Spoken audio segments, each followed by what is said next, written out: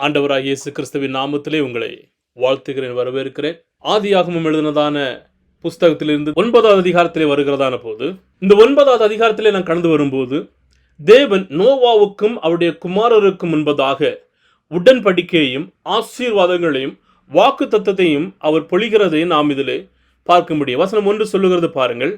தேவன் நோவாவையும் அவன் குமாரரையும் ஆசீர்வதித்து, நீங்கள் பலுகி பெருகி பூமியை நிரப்புங்கள் என்றார். ஆதியாகமம் 2வது அதிகாரத்திலே ஆபிரகாமுக்கு கொடுத்ததான அதே விதமான ஆசீர்வாதத்தை மீண்டுமாக இந்த ஜல பிரளயத்துக்கு அப்புறமாக நோவாவோடும் அவருடைய குமாரரோடும் தேவன் சொல்கிறதை பார்க்க முடியும். நீங்கள் பலுகி பெருகி பூமியை நிரப்புங்கள், எல்லா விதமான ஜீவிக்கிறதான விலங்குகள், பறவைகள் எல்லாவற்றுடையதான அதிகாரமும் உங்களுடைய கரங்களிலே இருக்கிறது என்று தேவன் சொல்லுகிறதை பார்க்க முடியும். அதற்கு அப்புறமாக பார்க்கும்போது, நீங்கள் எதை சாப்பிட வேண்டும், எதை சாப்பிடக்கூடாது என்கிறதான எல்லா விதமான கட்டளைகளையும் தேவன் இவர்களுக்கு கொடுக்கிறதை நாம் பார்க்க முடியும். வசனம் 8 17 வரையும் பார்க்கும்போது, தேவன் மறுபடியுமாக ஒரு உடன்படிக்கையை இவர்களோடு கூட ஏற்படுத்துகிறார். என்னவென்று சொன்னால், இனிமேல் இந்த பூமியை நான் மழையினால் அழிக்கப் போகிறது இல்லை என்கிறதான வாக்குத்தத்தத்தை கொடுத்து, அதற்கு அடையாளமாக வசனம் 13 பார்க்கும்போது, வானத்திலே ஒரு வானவில்லை அவர் அடையாளமாக வைக்கிறார்.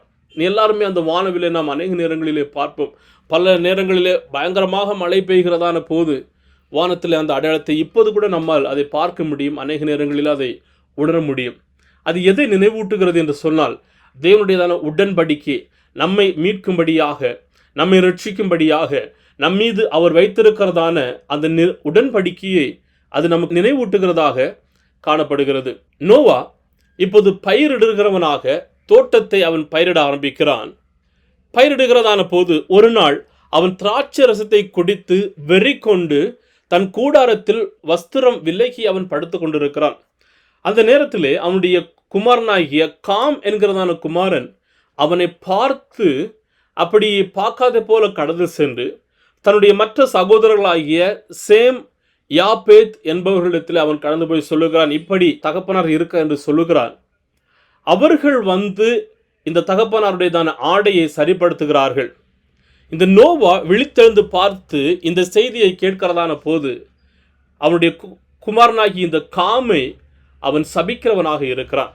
சபித்து சொல்லுகிறான், உன்னுடைய வாழ்நாள் முழுவதும் உன்னுடைய சகோதரர்களுக்கு நீ அடிமையாக இருக்க போகிறாய் என்று சொல்லி அவரை சபிக்கிறான். கடைசி வசனத்தில் வரும்போது, நோவா தன்னுடைய நாட்களெல்லாம் 950 வருஷம் அவன் வாழ்ந்து மரித்தவனாக காணப்படுகிறான் என்று சொல்லி. அருமையான தேவச்சனங்களே, இந்த நோவாவுடையதான சரித்திரம் நமக்கு எல்லாருக்குமே தெரியும். இந்த ஜல பிரளயத்தினுடையதான சரித்திரம் நமக்கு எல்லாருக்குமே தெரியும். ஆனால் நீங்களும் நானும் கற்றுக்கொள்ளுகிறதான பாடம் என்ன?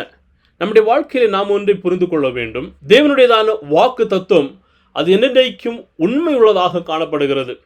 அவர் சொல்லுகிறதை நிறைவேற்றுகிற தேவனாக இருக்கிறார். ஆனால் நாம் செய்ய வேண்டியது நோவாவை போல அந்த தேவனுக்கு கீழ்ப்படிய வேண்டியது மிகவும் மிகவும் அவசியம். எந்த சூழ்நிலையிலும் அந்த தேவன் மீது நம்பிக்கை வைத்து, எந்த சூழ்நிலையிலும் அவரையே சார்ந்து அவருக்கு கீழ்ப்படிய வேண்டியது அவசியம். ஆதியாகமம் 6வது அதிகாரம் கடைசி வசனத்திலே பார்க்கும்போது, தேவன் நோவா எப்படி பேழையை உருவாக்க வேண்டும் என்று சொல்லுகிறார். எதுவுமே தெரியவில்லை எப்படி பண்ண வேண்டும், எதற்காக என்று. ஆனால் கடைசி வசனம் சொல்லுகிறது, தேவன் சொன்னதையெல்லாம் அவன் அப்படியே செய்து முடித்தான். எந்த ஒரு கேள்வியும் இல்லாதபடிக்கு அவர் செய்து முடித்தார் என்று சொல்லுகிறது. எனவேதான் எபிரேயர் 11:7 சொல்லுகிறது, விசுவாசத்தினாலே நோவா தற்காலத்திலே காணாதவைகளை குறித்து தேவ எச்சரிப்பை பெற்று பயபக்தி உள்ளவனாகி தன் குடும்பத்தை ரட்சிப்பதற்கு பேழையை உண்டு பண்ணினான் என்று சொல்லி. நீங்களும் நானும் இந்த தேவனுக்கு கீழ்ப்படுகிறோமா? தேவன் சொல்லுகிறதையெல்லாம் நாம் கேட்கிறவர்களாக இருக்கிறோமா? தேவன் மீது நாம் விசுவாசம் வைக்க வேண்டியது அவசியம். எதற்காக தேவன் நோவாவை நினைவு கூர்ந்தார்? தேவன் மீது நோவாவுக்கு இருந்ததான் அந்த நம்பிக்கை, அந்த விசுவாசம், அந்த உண்மைத்தனம், அந்த உத்தமம் அவரை தேவனுக்கு நேராக வழிநடத்தினது.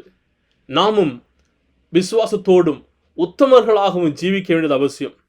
தேவன் நம்முடைய வாழ்க்கையில் நன்மை செய்யும் போது நாம் அவரை ஆராதிக்க வேண்டியது அவசியம்.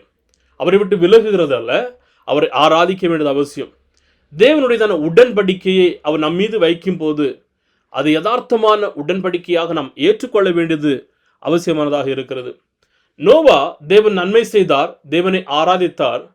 ஆனால் அவர் பயிரிட்டு அந்த திராட்சை ரசம் பெறுகிறதான போது அவர் வெறி கொள்ளுகிற மனிதனாக காணப்படுகிறார்.